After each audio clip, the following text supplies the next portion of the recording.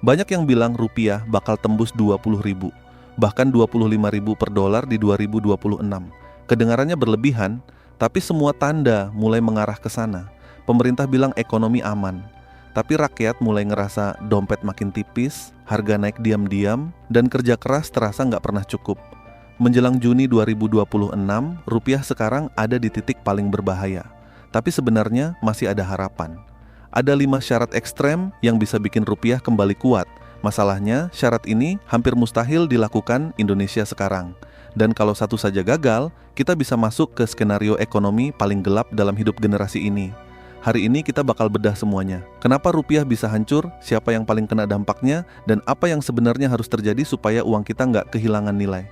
Simak baik-baik, karena ini bukan cuma soal dolar. Ini soal cara kita bertahan hidup di 2026 ini. Dan syarat pertama yang hampir mustahil dilakukan sebelum Juni 2026 adalah dedolarisasi total. Bukan sekadar wacana, bukan sekadar konferensi internasional penuh tepuk tangan, tapi benar-benar meninggalkan ketergantungan dolar dalam perdagangan internasional secara masif. Masalahnya, dedolarisasi itu bukan perkara sesederhana ganti logo mata uang di invoice perdagangan. Dunia sudah terlalu lama dibangun di atas dominasi dolar Amerika. Bahkan negara-negara besar yang sering bicara melawan hegemoni dolar pun diam-diam masih menyimpan cadangan dolar dalam jumlah besar. Kenapa? Karena dolar bukan cuma mata uang, tapi senjata pengaruh global. Dan Indonesia, suka atau tidak, masih bermain di arena yang aturannya ditulis oleh sistem keuangan global berbasis dolar. Jadi ketika ada yang bilang, tenang, kita bisa pakai mata uang lokal untuk transaksi internasional, sebenarnya itu baru langkah kecil.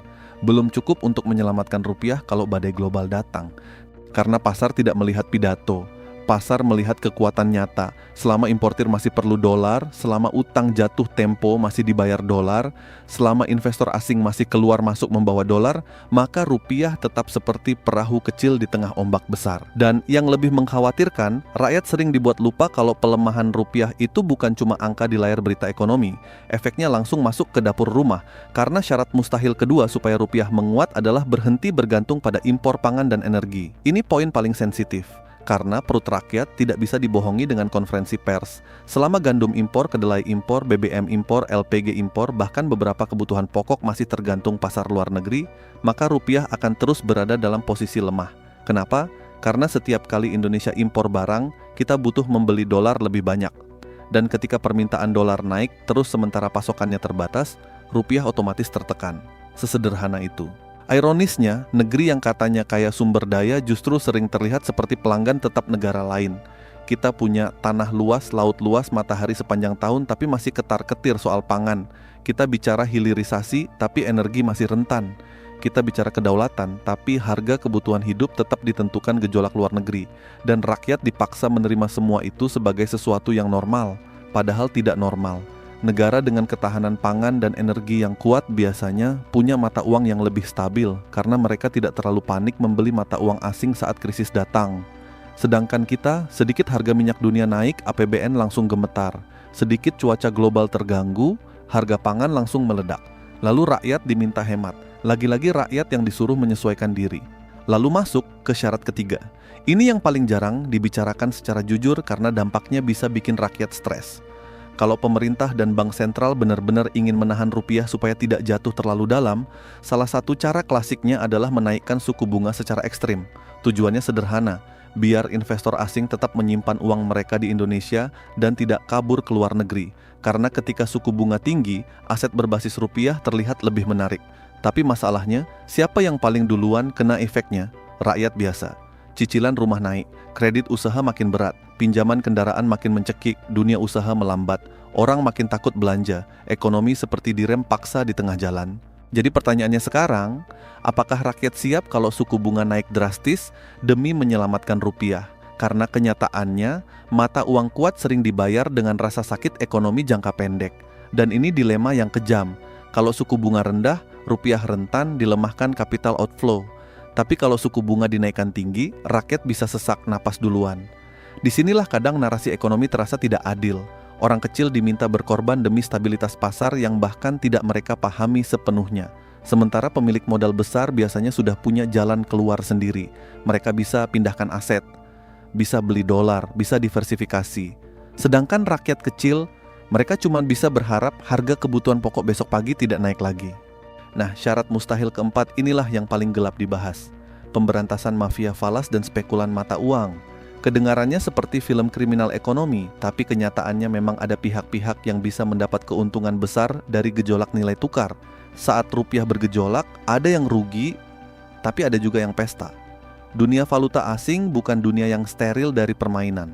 Ketika volatilitas tinggi, uang besar bergerak cepat, ada spekulasi, ada kepanikan yang sengaja diperbesar, ada permainan sentimen. Bahkan satu berita negatif saja kadang bisa menggerakkan pasar miliaran dolar. Dan di era digital seperti sekarang, persepsi bisa lebih kuat daripada realitas.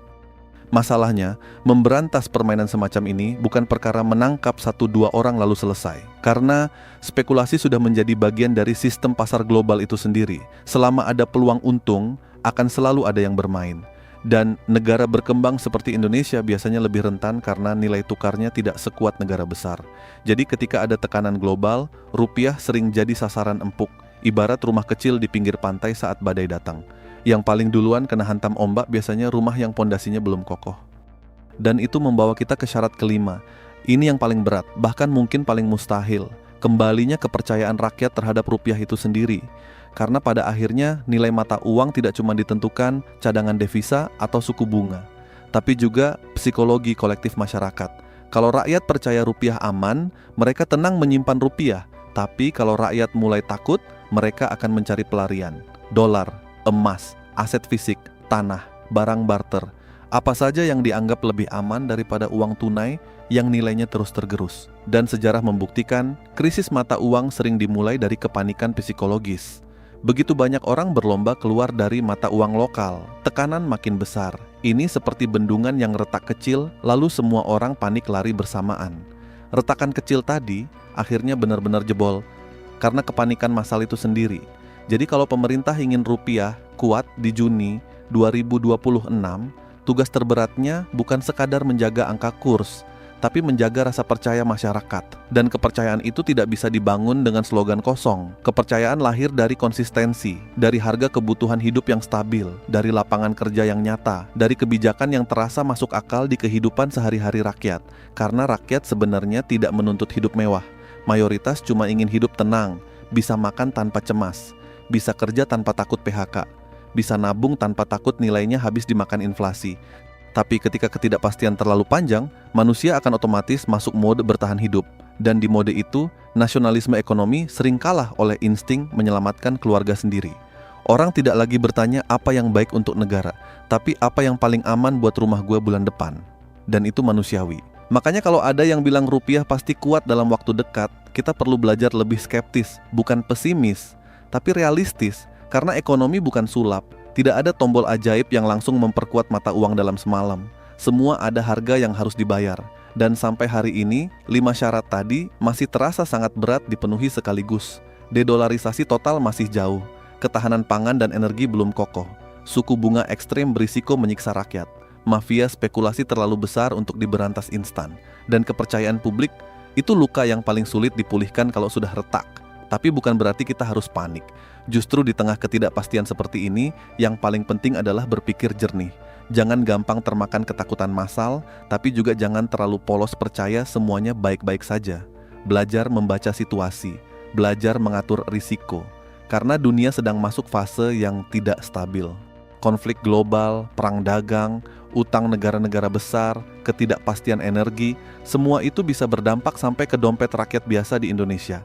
Dan dalam kondisi seperti ini, kemampuan bertahan sering lebih penting daripada sekadar mengejar keuntungan cepat.